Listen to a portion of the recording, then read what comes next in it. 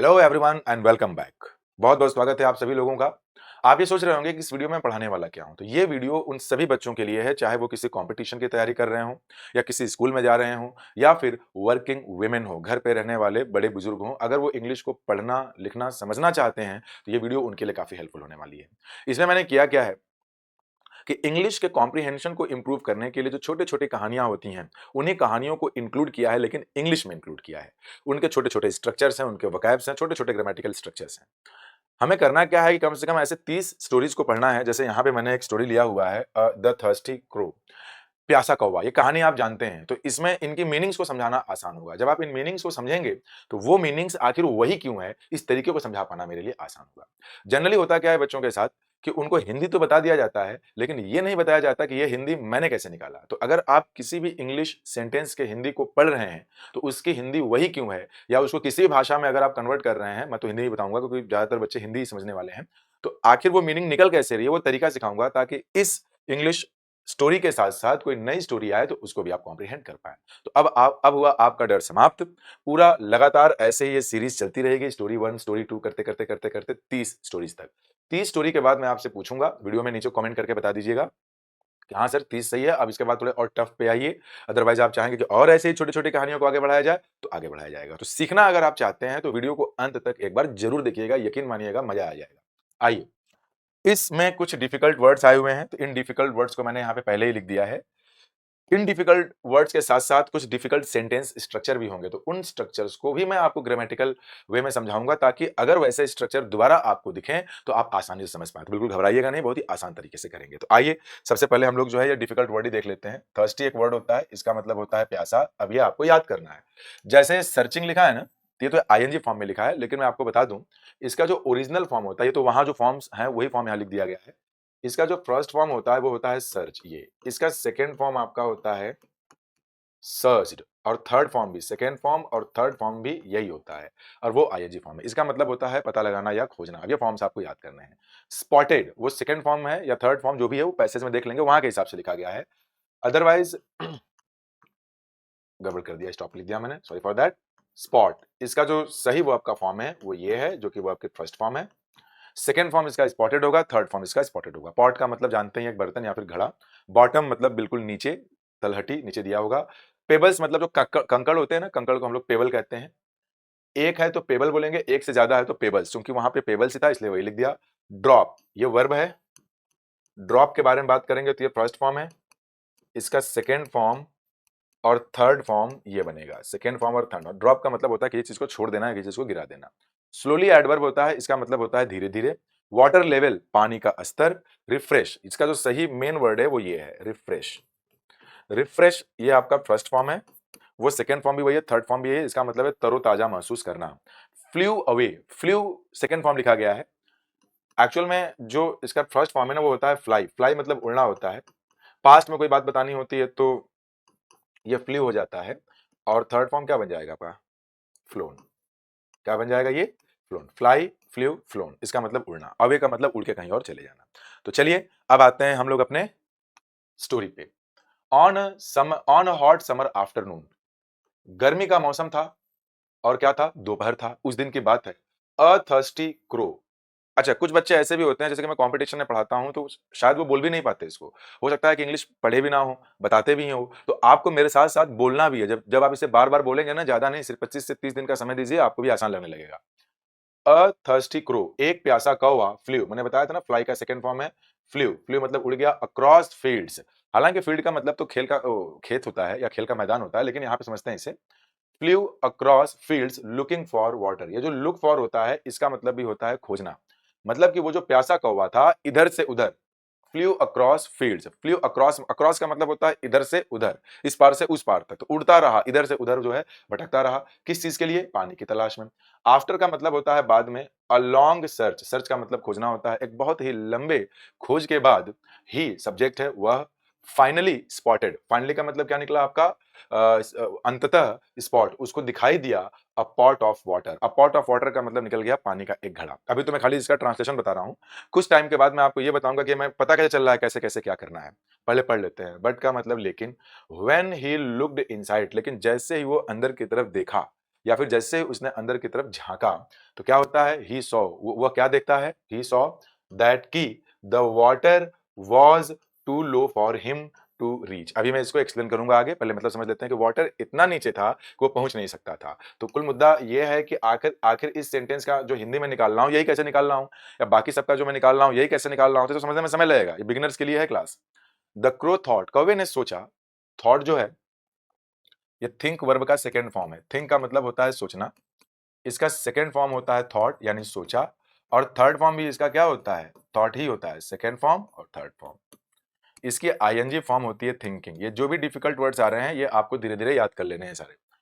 उसने सोचा, for a while, a while का मतलब पता है क्या होता है, थोड़ी देर, अ व्हाइल, ये वर्ड अब आपको याद रखना है। दोबारा अगर कभी ये दिखे सारे वर्ड्स तो भूलना नहीं है आपको, अ व्हाइल का मतलब होता है थोड़ी देर। तो कौवा जब देखता है कि पानी तो इतना नीचे है कि मैं तो उसको पी ही नहीं पाऊंगा, द क्रो थॉट, वो कौवे ने क्या सोचा, थोड़ी देर के लिए, थोड़ी देर के लिए कुछ सोचता है, and come up with a plan, और उसके दिमाग में एक आइडिया आता है, एक प्लान आता है। ही बिगेन, बिगेन जो लिखा गया है ना, इसका मतलब होता है शुरू करना, लेकिन उसका जो फर्स्ट फॉर्म होता है ना वो बिगिन होता है, उसका जो सेकंड फॉर्म होता है वो बिगिन होता है, वही लिखा है, पास्ट की बात है। और एक होता है थर्ड फॉर्म बिगिन, बिगन। तो इसका मतलब है उसने शुरू किया, क्या किया, ड्रॉप मतलब छोड़ना, स्मॉल पेबल्स, पेबल मतलब छोटे छोटे कंकड़ पत्थरों को डालना शुरू किया, इनटू किसके अंदर, the pot, one by one, one by one का मतलब एक के बाद एक, स्लोली, धीरे धीरे क्या होता है, द वाटर लेवल, अभी कुछ देर पहले हमने पढ़ा था ना, पानी का स्तर, बिगेन शुरू हो गया, टू राइज बढ़ना, यानी कि जो पानी का स्तर है धीरे धीरे धीरे धीरे ऊपर आना शुरू कर गया, राइज का मतलब इंक्रीज होने लगना, come up. After dropping many pebbles, after dropping का मतलब क्या, बहुत सारे कंकड़ों को छोड़ने के बाद, मेनी हो गया कई, पेबल्स, द वाटर जो पानी है, रीच, रीच मतलब होता है पहुंचना, उसका सेकंड फॉर्म लिखा है, पहुंच जाता है कहां पे, द टॉप, बिल्कुल टॉप पे, यानी जो पॉट है जहां एकदम बॉटम पे पानी था वो टॉप मतलब बिल्कुल ऊपर आ जाता है। द क्रो ड्रैंक, ड्रैंक जो है ना, इसको भी देख लें आप लोग, ये ड्रिंक होता है फर्स्ट फॉर्म, इसका मतलब होता है पीना, इसका सेकंड फॉर्म होता है ड्रैंक, और इसका थर्ड फॉर्म होता है ड्रंक, ठीक है ना, first form second form third form, आप देख रहे हैं यहाँ पे भी सेकंड फॉर्म यूज किया गया। तो जो कौवा है वो उसने पिया, क्या पिया, पानी को, हैप्पीली मतलब एडवर्ब है, खुशी खुशी, खुशी खुशी पानी पीता पीता है, और क्या करता है, and flu away feeling refreshed, और तरोताजा महसूस करते हुए उड़ करके कहीं और चला जाता है। ये तो रही इसकी हिंदी, ताकि आप जो है कि समझ पाए कि क्या है। अब मैं इसको तरीका बता रहा हूं कि आखिर कैसे इनकी मीनिंग्स निकालते हैं, लेकिन फिर से मैं बोलूंगा वीडियो का पूरा अंत तक देखिएगा। और क्या करना है आपको, ये जो मैं मीनिंग्स लिखाते जा रहा हूं धीरे धीरे सब याद करना है। आप मुझे सिर्फ 30 दिन का समय दीजिए पढ़ते पढ़ते, देखिएगा आपको फायदा मिलेगा। सबसे पहले करना क्या होता है, अब मैं आता हूं कुछ पढ़ाने के लिए आपको। सबसे पहले करना क्या होता है कि आपको यह पता करना होता है कि किसी भी सेंटेंस में सब्जेक्ट क्या है, और फिर ये पता करिए कि वर्ब क्या है। अब हो सकता है कि आप में से कुछ ऐसे बच्चे हों जो ये पहचान ही ना पाए कि सब्जेक्ट क्या है, जो ये पहचान ही ना पाए कि वर्ब क्या है। चलिए एक मोटा मोटी आइडिया देता हूं मैं, एक मोटा मोटी आइडिया बस समझने के लिए। जो भी सेंटेंस में सबसे पहले आए उसी को मान लीजिए सब्जेक्ट है, उसके बाद आप बाद में देखिए क्या है, जो ये दिया हुआ है वर्ब वगैरह, कुछ तो आइडिया रखना ही पड़ेगा आपको, तो ये वर्ब है। सब्जेक्ट और वर्ब को पता लगा लेने से फायदा ये मिलता है कि आधा प्रॉब्लम हमारा वहीं सॉल्व हो जाता है। अब मैं आपको बताया, मैंने ये बोला था कि सबसे पहले मैं इस वाले सेंटेंस की मीनिंग बताऊंगा। The water was too low for him to reach, मतलब पानी इतना ज्यादा नीचे था कि वो पानी पी नहीं सकता था, लेकिन इसमें कहीं नहीं तो आया नहीं है, सकना भी नहीं आया हुआ है, कैन भी नहीं आया, फिर यही मीनिंग क्यों निकल रही है। तो अब मैं आपके इसके स्ट्रक्चर को समझाने जा रहा हूं, ताकि ऐसा स्ट्रक्चर दोबारा कहीं दिखे आपको, तो आपको जो है कि उसकी मीनिंग निकालने आए। तो आइए जरा भाई देखा जाए तो इसमें ये जो टू होता है ना, टू, इसके कई मीनिंग्स होते हैं, लेकिन इस टू का ये भी एक मतलब होता है उतना जितना कि नहीं होना चाहिए, या फिर जरूरत से ज्यादा। क्या होता है, हिंदी बोल दे रहा हूं, इंग्लिश लिख दे रहा हूं, beyond the proper limit, beyond the proper limit, ये इसका मतलब, बियॉन्ड द प्रॉपर लिमिट का मतलब जितना होना चाहिए उससे ज्यादा, मतलब जरूरत ज्यादा हो गया, ये इसका मतलब है। अब इसका एक स्ट्रक्चर है कि अगर टू कहीं पे भी दिख जाए और इसके बाद अगर कोई एडजेक्टिव दिख जाए, फिलहाल हो सकता है कुछ बच्चे ऐसे हो जो एडजेक्टिव भी ना जान रहे हो, तो कोई बात नहीं, आप मान लीजिए कि टू के बाद कुछ भी दिख जाए, एडजेक्टिव ही मान लीजिएगा उसको। तो इसके बाद अगर कभी भी टू प्लस वर्ब की फर्स्ट फॉर्म दिख जाए तो इसका मतलब हमेशा यही निकलेगा। अब इधर ले लीजिए सब्जेक्ट, और सब्जेक्ट के बाद यहां पे लगा दीजिए एक वर्ब, ठीक है। जनरली जो, या छोड़िए ऐसे ही रहने देते हैं, अभी ज्यादा डीप में नहीं जाना है। ऐसा स्ट्रक्चर कभी दिख जाए तो इसका मतलब हमेशा ये निकलेगा कि ये वाली चीज इतनी ज्यादा है कि आप ये काम नहीं कर सकते। जैसे कि मैं एग्जांपल लिखता हूं, ही इज टू पुअर, है ना, he is too poor to buy that car. मान लेते हैं कि हमारा ये एक सेंटेंस है। अब देखिए यहां पर भी एक सब्जेक्ट है। अभी सब्जेक्ट क्या है मैंने बताया नहीं, बहुत ज्यादा शुरू में ग्रामर नहीं पढ़ाना चाहता, छोटी छोटी बात बता रहा हूं अभी मैं। ये एक वर्ब है, ये टू आ गया, ये एडजेक्टिव आ गया। तो मैंने क्या बोला, अगर टू के बाद कुछ भी दिया रहेगा तो वो हमेशा जरूरत से ज्यादा रहेगा। यानी कि अगर हम सिर्फ इतने का मतलब निकाले, he is too poor, he is too poor का मतलब ये है कि वो इतना ज्यादा गरीब है जितना नहीं होना चाहिए, या फिर वो जरूरत से ज्यादा गरीब है। तो कभी भी अगर ऐसा दिख जाए, इसके बाद ये दिख जाए, तो इसका मतलब ये निकलेगा कि वो आदमी इतना ज्यादा गरीब है कि वो खरीद नहीं सकता। तो क्या नहीं खरीद सकता, कार नहीं खरीद सकता। याद रहेगा।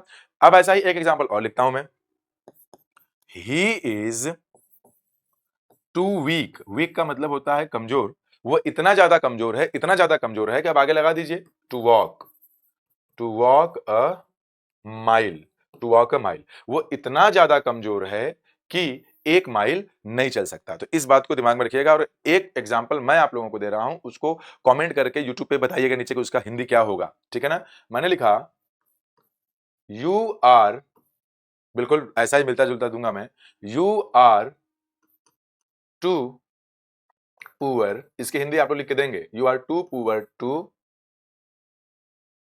By a house. एकदम मिलता जुलता दिया हूं। आप चाहे कितने भी कमजोर हो, कोशिश करनी है। नहीं अगर आएगा तो भी लिख दीजिएगा सर नहीं आ रहा है, कमेंट करके सब करिएगा, तो फिर मैं इसका बताऊंगा। तो आपको बस स्ट्रक्चर याद रखना है कि टू के बाद अगर कोई भी वर्ड आ गया, हो सकता है कि आप एडजेक्टिव भी ना पहचान, तो कोई भी वर्ड आ जाए, और इसके बाद अगर टू प्लस फर्स्ट फॉर्म लगे, तो इसका मतलब ये निकलेगा कि ये वाली चीज इतना ज्यादा है कि आप ये कर नहीं सकते हैं। ठीक है। अब आइए जरा पीछे, पीछे यहां पे ये दिया था ना, कहां पे था, हाँ, the water level was too low. Too low का मतलब इतना नीचे जितना नहीं होना चाहिए। फॉर हिम, किसके लिए, उसके लिए। कौन था वो, कौवे की बात हो रही है। तो वाटर लेवल इतना नीचे था, इतना नीचे था फॉर हिम टू रीच, कि वो वहां पहुंच नहीं सकता था। यानी कि जो घड़ा था, उस घड़े में पानी था। Water level was too low, too low का मतलब इतना नीचे जितना नहीं होना चाहिए। फॉर हिम, उसके लिए। टू रीच, टू रीच का मतलब पहुंचने के लिए, मतलब इतना नीचे था कि वो पहुंच ही नहीं सकता था। ये रहा। एक बात और ध्यान दीजिएगा, ये जो मैं स्टोरीज कराने वाला हूं, तो किसी भी स्टोरी को जब हम सुना रहे होते हैं, तो उस स्टोरी को सुनाने का सिर्फ 2 ही टेंस होता है। या तो उसको हम यूज करते हैं प्रेजेंट का वर्ब का फर्स्ट फॉर्म, या फिर हम यूज करते हैं वर्ब का सेकंड फॉर्म। स्टोरी नरेशन मतलब कहानी को किसी कभी भी जब सुनाते हैं तो यही दोनों यूज होता है। इसमें आप देखेंगे कि प्रेजेंट इंडेफिनिट ना होकर के पास्ट इंडेफिनिट ही यूज किया गया है। एक यहाँ पे यूज किया गया है फ्लू, सेकंड फॉर्म। आगे देखिए, after a long search he finally spotted, ये भी सेकंड फॉर्म यूज किया गया है। व्हेन ही लुक्ड इनसाइड, ये भी सेकंड फॉर्म है। ही सॉ, यहाँ पे भी सेकंड फॉर्म है। वॉज सेकंड फॉर्म है। द क्रो थॉट, ये भी सेकंड फॉर्म है। केम अप, ये भी सेकंड फॉर्म है। यहाँ पे बिगेन भी सेकंड फॉर्म है। यहाँ पे one by one slowly the water level began, ये भी सेकंड फॉर्म है। यहाँ पे आप देखिए आफ्टर ड्रॉपिंग रीच्ड, ये भी सेकंड फॉर्म है। ड्रैंक भी सेकंड फॉर्म है। फ्लू अवे भी सेकंड फॉर्म है। यानी कि अब जितने भी स्टोरीज मैं इसमें कराने वाला हूं, उन स्टोरीज में ध्यान ये दीजिएगा कि पहले ये हुआ, फिर ये हुआ, फिर ये हुआ। ठीक है। तो या तो वो पास्ट इंडेफिनिट होगा, या फिर वो प्रेजेंट इंडेफिनिट होगा। ये अभी बहुत ही आसान तरीके से मैंने समझाया है। तो जिनको पढ़ने में भी नहीं आ रहा है, तो मैं तो इसको पढ़ा हूं ना धीरे धीरे, तो ऐसे ही बोल बोल के प्रैक्टिस करेंगे। और कम से कम, अभी आज स्टोरी 1 है ना, तो कम से कम 30 स्टोरी आप पूरा मेरे साथ देखिए। अभी मैंने बहुत ज्यादा ग्रामर नहीं पढ़ाया है, क्योंकि पहली स्टोरी है। दूसरी स्टोरी जब आएगी तो उसमें कुछ ग्रामर की भी बातें बताऊंगा। वीडियो थोड़ी लंबी हो जाएगी, लेकिन देखिएगा जरूर। अगर आप इंग्लिश को सीखना चाहते हैं तो आई एम विद यू। आपको हर एक बात बताऊंगा धीरे धीरे, और धीरे ही धीरे चीजें सीखी जाती हैं, समय लगता है। ठीक है। तो thank you very much. Video कैसी लगी, इसको नीचे कमेंट करके जरूर बताइएगा। क्या ऐसे वीडियोस और चाहते हैं आप, तो ये भी कमेंट करके बताइएगा। अब सीधी सी बात है कि लास्ट में ये बात बोल रहा हूं, तो जो लास्ट तक देखेगा उसी का कमेंट आएगा। अगर कमेंट नहीं आएगा तो मैं जान जाऊंगा कि आप जो है कि नहीं पसंद आ रहा है, तो फिर नहीं बनाऊंगा। समझ में आई बात। तो इसको कमेंट करके नीचे जरूर बताइएगा। और ये जो सेंटेंस मैंने पूछा है उसको भी लिख करके बताइएगा। ठीक है। क्योंकि हमारे पास मीडियम और तो कुछ है नहीं कम्युनिकेशन का, कि मैं जान पाऊं कि आप सीख पा रहे हैं कि नहीं सीख पा रहे हैं। यही एक तरीका है, कमेंट करिएगा, उस पर मैं और जो है कि स्टोरीज लेता हुआ आऊंगा। ठीक है। Thank you very much. Bye bye.